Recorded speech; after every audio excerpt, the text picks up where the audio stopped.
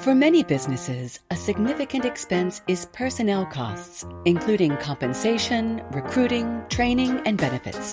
So it's important to get the most from our teams.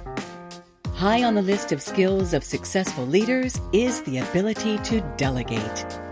What do we mean by delegation?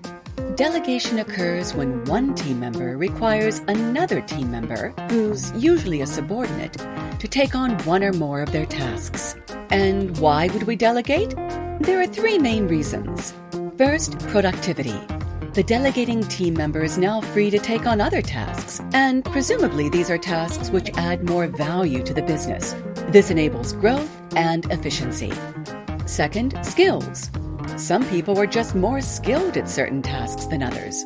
Wherever possible, we want tasks allocated to the most skilled people because they'll get the best outcomes. And thirdly, training. One way to learn a new skill is to practice it. Certain tasks can be delegated in order to develop the skills of other team members. But why is delegating difficult? Well, delegating involves risk. Some people won't succeed at the tasks delegated to them. That causes frustration and can waste time. And this encourages the thought that, well, I may as well just do this by myself. It'll be quicker. Here are some best practices in delegation. 1. Explain why the task is important.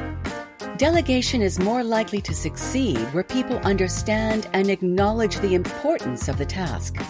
On the other hand, a feeling that the task is irrelevant or something that you just don't want to do will bring the wrong results. Explain who will benefit and how they will benefit. The more measurable the benefits, the better.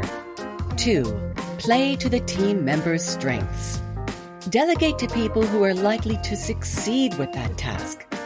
There are no guarantees, and sometimes it's appropriate to delegate challenging tasks.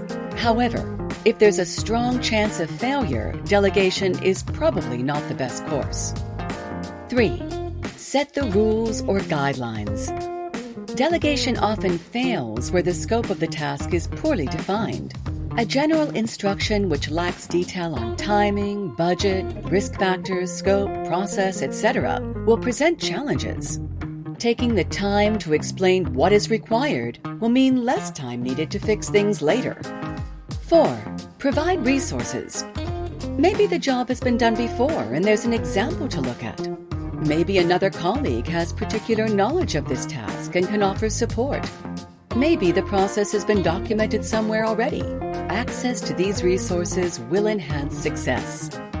5. Make the outcomes clear and measurable. You want to be very clear when a task will be considered complete and the goal is reached. This could involve a deadline of getting sign-off by a colleague.